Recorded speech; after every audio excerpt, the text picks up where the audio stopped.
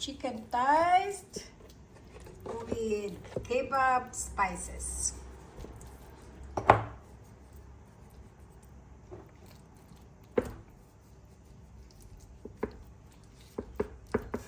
So, my preheated oil core skillet without fat or oil. I'm gonna cook this here. Chicken thighs a la kebab.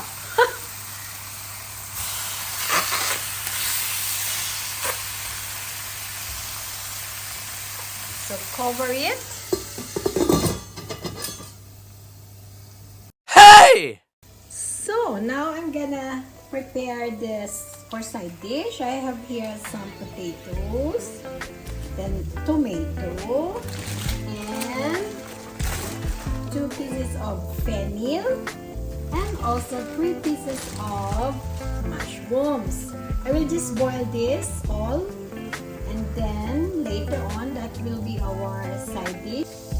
So I will just pack it, and then I'm gonna boil. Just like that, into 4. I did wash it, of course.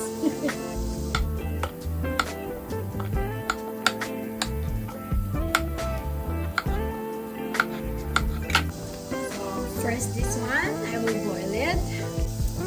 Now I'm gonna cut the mushrooms. This one I'm gonna roll it a bit in olive oil in a pan. And then later on we'll add the potatoes as side dish.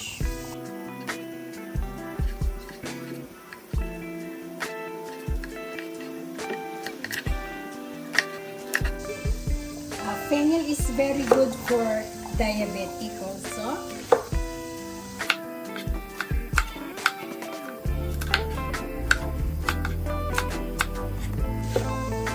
We just season it with salt, just salt, and that's okay. Later on, let's work in the pan.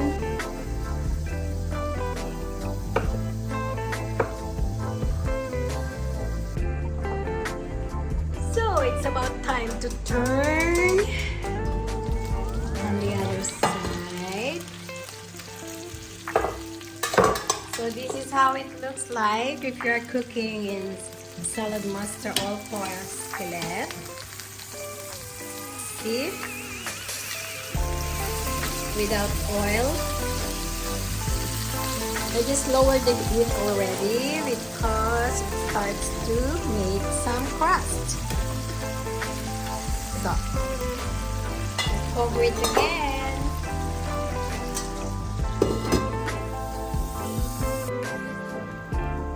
So, potatoes is done. It's boiled. So, some olive oil.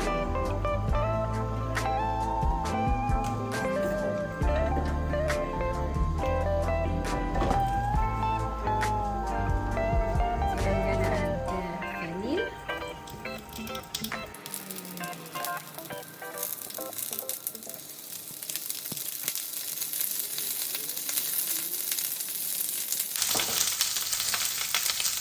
Bit of salt,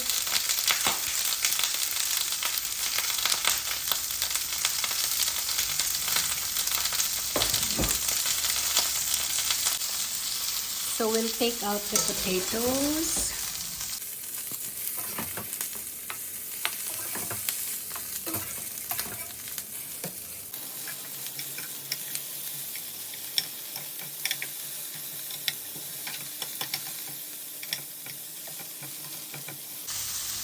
Now I'm gonna add the mushrooms.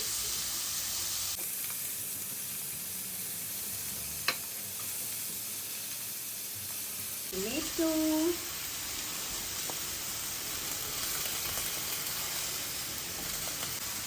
Bit of water.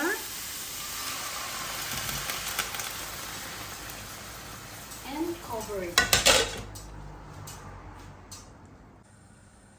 So before I finish, I'm gonna add a bit of salt.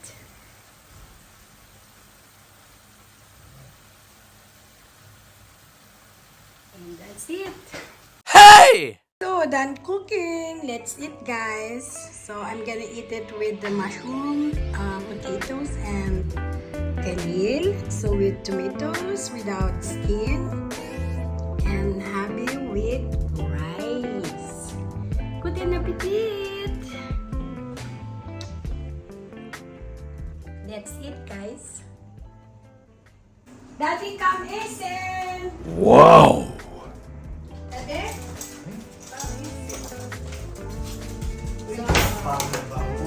What?